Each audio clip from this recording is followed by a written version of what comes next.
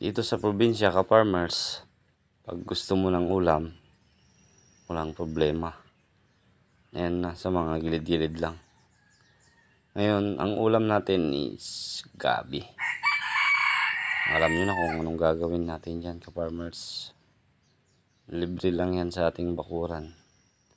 Kaya kung masipag ka magtanim, marami kang makukulang pang ulam. Ayan. Kukuha na dyan ng ating pang-ulam. And marami-rami na rin yan, ka-farmers. Kasi marami rin tayong kakain, kaya dinamihan na rin.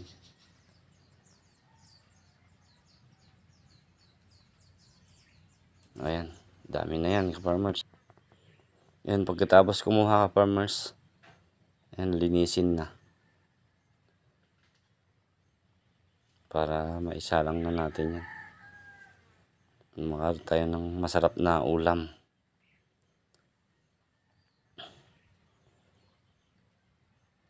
Ayan, tatlo silang naglilinis yan kasi marami-rami rin yan, ka-farmers. Yun na yan.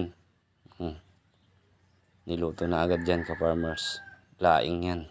Nag-uulam ka rin ba rin nito, ka-farmers? Ayun, pa-comment.